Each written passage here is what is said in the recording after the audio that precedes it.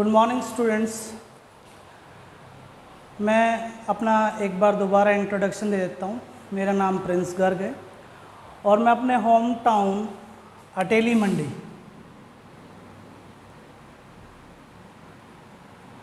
मंडी में मैं offline classes provide करता हूँ। ऑफलाइन क्लासेस मेरा सब्जेक्ट इंग्लिश है, English aptitude English specially for CGL, CPO, CHSL etcetera. Online classes भी होती हैं, ऑफलाइन क्लासेस भी होती हैं।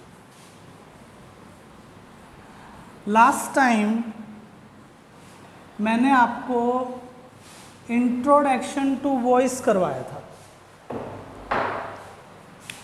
अगर आपने वो वीडियो ना देखी हो तो पहले आपको वो वीडियो देखनी है, इंट्रोडक्शन टू वॉइस।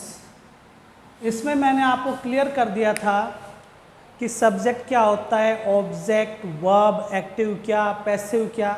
अगर आप डायरेक्ट ये वीडियो देखते हैं तो थोड़ा कम समझ में आएगा, तो मैं आपसे रिक्वेस्ट करता हूँ कि इस वीडियो को देखने से पहले आप इंट्रोडक्शन टू वॉइस वाली वीडियो देखिए। आज हम प्रेजेंट कॉन्टिन्यूस में ये सीखेंगे कि एक्टिव से पैसिव, पैसिव से एक्टिव कैसे बनती है। तो थोड़ा सा रिकैप करवा देता हूँ। हमने कल चीज़ सीखी थी subject, verb and object. Verb क्या होता है? Verb is an action. जैसे मैं आपको पढ़ा रहा हूँ तो आप पढ़ रहे हो, तो ये हो गई वर्ब, मतलब एक्शन। अगर कोई एक्शन करे तो वो होता है सब्जेक्ट, और जिस शब्द पर एक्शन हो वो होता है ऑब्जेक्ट। कल हमने इतना सीखा था। फिर हमने ये सीखा था कि एक्टिव क्या होता है और पैसिव क्या होता है। तो आज सबसे पहले हमें इस टेबल पे ध्यान देना पड़ेगा, सब्जेक्ट और ऑब्जेक्ट की टेबल पे। मैं एक अभी छोटा सा एग्जांपल ले रहा हूँ। सब्जेक्ट आई होता है और ऑब्जेक्ट मी होता है। एंड डियर स्टूडेंट्स, जब भी आप मेरी वीडियो को देखें तो खाली देखने से काम नहीं चलेगा, आपको पेन और रजिस्टर पे नोट्स जरूर बनाना।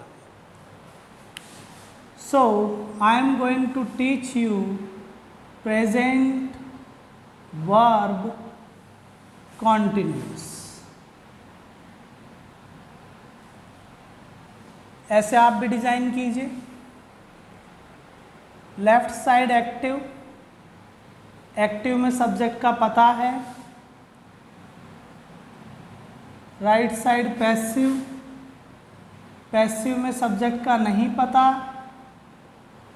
लेकिन ऑब्जेक्ट का पता है। सब्जेक्ट क्या होता है? डूअर ऑफ द वर्ब, और ऑब्जेक्ट वह शब्द जिस पर वर्ब की जाती है या होती है। तो कल मैंने आपको यह बताया था कि मुझे पढ़ाया जा रहा है, ये एक्टिव है या पैसिव। तो पहले हिंदी देख लेते हैं। मुझे पढ़ाया जा रहा है, तो वर्ब क्या हुई? टीच। और पढ़ाने वाला नहीं पता, तो क्या हो गई ये? पैसिव।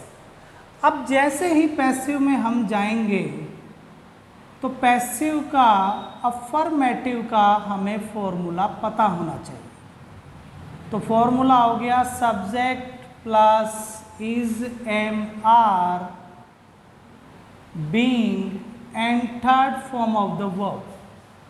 पैसिव में हमेशा वर्ब की थर्ड फॉर्म आती है। तो अब मैं एक बार दोबारा रिपीट कर देता हूँ। मुझे पढ़ाया जा रहा है, वर्ब इज टीच। पढ़ाने वाला कौन है? नहीं पता, तो सेंटेंस कहाँ चला गया? पैसिव में।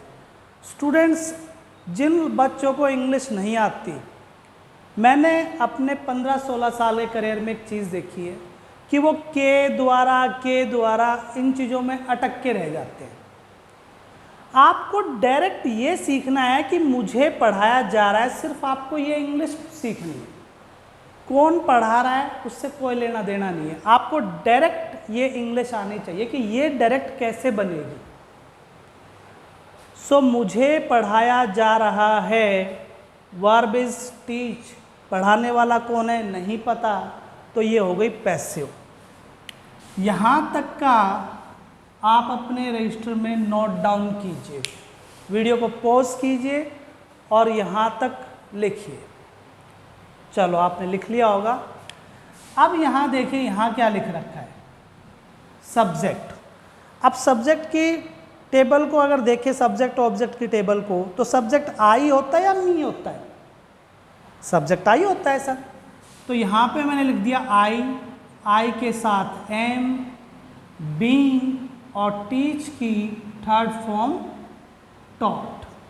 सो मुझे पढ़ाया जा रहा है, आई एम बीइंग टॉट। मैं दोबारा से रिपीट कर देता हूँ स्टूडेंट्स को जो ये के द्वारा के चक्कर में रहते हैं।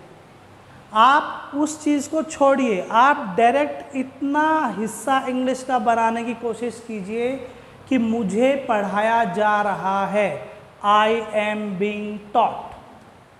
बस अब इसकी आप रिवर्स एक्टिव कीजिए, और एक्टिव के लिए क्या चाहिए? सब्जेक्ट। तो सब्जेक्ट आपको अपनी तरफ से लगाना पड़ेगा। जैसे आपने बोला कि मोहन मुझे पढ़ा रहा है, मोहन मुझे पढ़ा रहा है। अब अगर इस सेंटेंस को देखें तो वर्ब क्या है? टीच। अब पढ़ाने वाला कौन? मोहन। तो मोहन क्या हुआ? सब्जेक्ट। और किसको पढ़ाया जा रहा है? मुझे। तो मुझे क्या हो गया? ऑब्जेक्ट। और पढ़ाना क्या हो गया? टीच। तो इसमें सब्जेक्ट का भी पता चल गया, वर्ब का भी और ऑब्जेक्ट का भी। तो अब इसकी इंग्लिश बना लेते हैं, ये कोई ज़्यादा टफ नहीं है। अब इसका फॉर्मूला देखते हैं।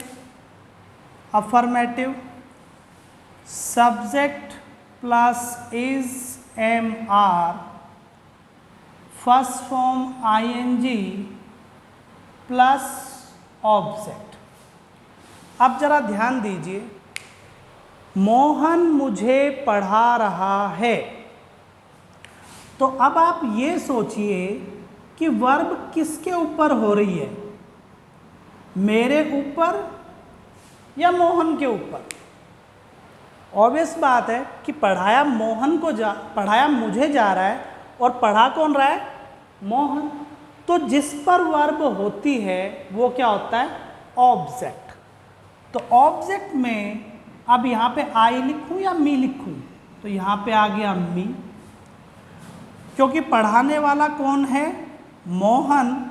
तो यहाँ पे लिखा मोहन, मोहन एज सिंगुलर, तो मोहन इज टीचिंग मी, कि मोहन मुझे पढ़ा रहा है। अब ये ऑब्जेक्ट मी है, ऑब्जेक्ट मी, तो सब्जेक्ट क्या बन जाएगा? आई। तो मी का क्या बन जाएगा इधर? आई। आपको इस तरीके से इंग्लिश सीखनी है, क्योंकि जब आप लोग न्यूज़पेपर पढ़ते हो, स्पेशली मैं आपको रिकमेंड करूंगा द हिंदू के लिए। अगर आप द हिंदू पढ़ रहे हैं या कोई भी इंग्लिश न्यूज़ पेपर पढ़ रहे हैं, तो यहाँ पे कौन सी एक्टिव पैसिव चल रही है? यहाँ पे तो डायरेक्ट ये लाइनें ही तो चलेंगी, कि यहाँ पे अगर सीधा डायरेक्ट यही लाइन लिख रखी हो और आप न्यूज़पेपर पढ़ रहे हो, तो आपको समझ में कैसे आएगा? आप तो वही के द्वारा के चक्कर में रहोगे। तो ये जितना भी गलत हमको सिखाया गया है, अब उसके चक्कर में नहीं पड़ना, तभी तो रिजल्ट्स जीरो हैं। आपको डायरेक्ट पैसिव बनाना आना चाहिए, direct passive. One more example. अब जैसे सब्जेक्ट होता है वी और ऑब्जेक्ट हो गया अस। अब हमको ये बोलना है कि हमको धमकी दी जा रही है। सिर्फ इतना बोलना है कि हमको धमकी दी जा रही है फोन पर। अब देने वाला कौन है? कोई तो होगा, लेकिन उसका पता तो नहीं, तो ये पैसिव हो गई। अब डायरेक्ट इसको आपको बोलना है। अब आप ये बोलोगे कि हमको धमकी दी जा रही है फोन पर, उसके द्वारा। अरे किसके द्वारा?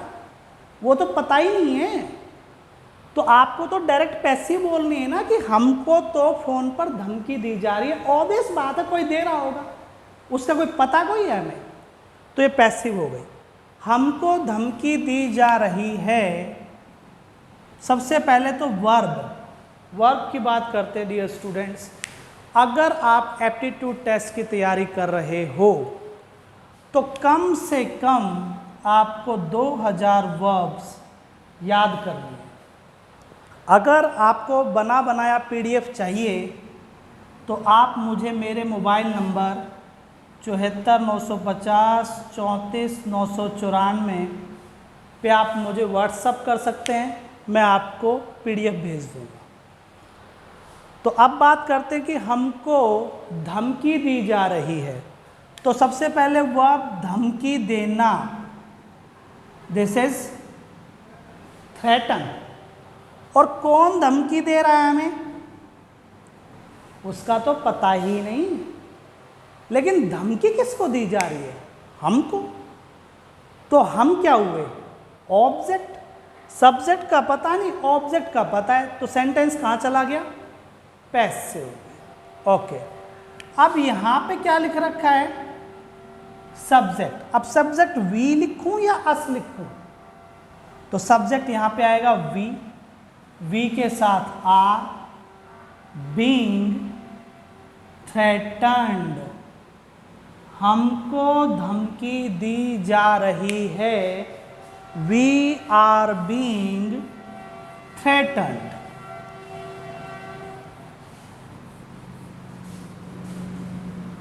अब इसकी रिवर्स एक्टिव बनानी है, और एक्टिव जब आप बनाओगे तो उसके लिए आपको क्या चाहिए? सब्जेक्ट। पहले मैं यहाँ पे फॉर्मूला लिख देता हूँ। Subject plus is am are, first form ING plus object. एक बार मैं दोबारा से रिवाइज करता हूँ। हमको धमकी दी जा रही है, वी आर बीइंग थ्रेटन्ड। अब इसकी रिवर्स एक्टिव बनानी गाइस। तो एक्टिव बनाने के लिए सब्जेक्ट हम अपनी तरफ से लेंगे कि वे। अब वीडियो को पॉज करो और खुद लिखो पहले एक्टिव हिंदी में क्या बनेगी। मैंने सब्जेक्ट बोल दिया वे। यस, पॉज कीजिए और लिखो पहले रजिस्टर में। वे हमको धमकी दे रहे हैं। अब देखिए जरा सब्जेक्ट ऑब्जेक्ट की टेबल को अब दोबारा से देखिए। वी ऑब्जेक्ट अस, दे का हो गया देन। वे हमको धमकी दे रहे हैं। इस केस में वर्ब क्या है? थ्रेटन। और अब कौन धमकी दे रहा है? वे। तो सब्जेक्ट मिल गया। सब्जेक्ट अगर मिल जाता है तो वो क्या हो गई? एक्टिव। अब किसको धमकी दी जा रही है? हमको। तो हमको धमकी दी जा रही है तो ऑब्जेक्ट यहां पे क्या बनेगा? अस। और देने वाले धमकी हैं वे, सो दे आर थ्रेटनिंग अस। वे हमें धमकी दे रहे हैं। अब इस अस, ये ऑब्जेक्ट है, इसका सब्जेक्ट बनाओगे तो क्या बन जाएगा? वी। सिर्फ आपको अभी इतना सीखना है। अब आप में से कुछ लोग ऐसा सोच रहे होंगे, सर यहाँ पे आप बाई लगा के देम भी तो लगा दो, यहाँ पे बाई लगा के आप पीछे भी तो लगाओ, उसको भी तो चेंज करो, क्योंकि पेपर में तो पूरा आता है। वो आता है, मुझे पता है, मैं आपसे यहाँ पे क्वेश्चन पेपर भी सॉल्व करवाऊँगा, लेकिन मैं सिर्फ अभी ये चाहता हूँ कि आपको ये हिस्सा बनाना आए, सिर्फ ये हिस्सा। एक एग्जाम्पल और लेते हैं। जैसे कपड़ों को धोया जा रहा है। अगर मैं बोलूं कपड़ों को धोया जा रहा है तो वर्ब क्या हुई? वॉश। और कौन धो रहा है? नहीं पता, तो सेंटेंस कहाँ चला गया? पैसिव में। तो आप क्या लिखोगे? Clothes are being washed. अब इसकी आप रिवर्स एक्टिव बनाओ। एक्टिव के लिए क्या चाहिए? अगेन सब्जेक्ट, कि मैं कपड़े धो रहा हूं। अब मैं कपड़े धो रहा हूं, तो अब ये बताओ कि यहां ऑब्जेक्ट में क्या आएगा? और ऑब्जेक्ट होता क्या है? ऑब्जेक्ट वह शब्द होता है जिस पर वर्ब की जाती है। तो किसको धोया जा रहा है? कपड़ों को धोया जा रहा है। तो क्लॉथ्स हो गए कपड़े और धोने वाला हो गया मैं। So I am washing clothes. इस तरह से dear students active to passive, passive to active बनती है। अगर एग्जाम में आपको पैसिव दे दी जाए कि clothes are being washed and there are 4 options, so क्या आपको पता है कि कौन सा सब्जेक्ट आएगा? वो हो सकता है आई दे दे, हो सकता है वी दे दे, एनी नेम दे दे। तो सब्जेक्ट के अकॉर्डिंग हेल्पिंग वर्ब तो बदलेगी। ये चीज़ें धीरे धीरे धीरे धीरे आपको समझ में आएगी।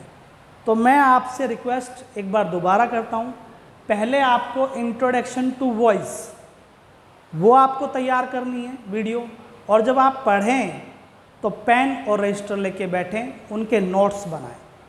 फिर उसके बाद प्रेजेंट वर्ब कॉन्टिन्यूस जो मेरी सेकंड वीडियो है, ये सेकंड वीडियो है, फिर इसको आपको देखना है। और टाइम टू टाइम जहाँ पे भी मैंने आपको रुकने के लिए बोला है वहाँ पे प्लीज़ आप रुकें। आप क्या करते हो? आप वीडियो को पॉज नहीं करते, बस आप सुनते रहते हो, ना लिखते हो, बस सुनते रहते हो। सुनने से काम नहीं चलेगा। सुनना है, लिखना है, नोट्स बनाने हैं, वर्क करना है, जिस तरह मैं आपके लिए मेहनत कर रहा हूँ।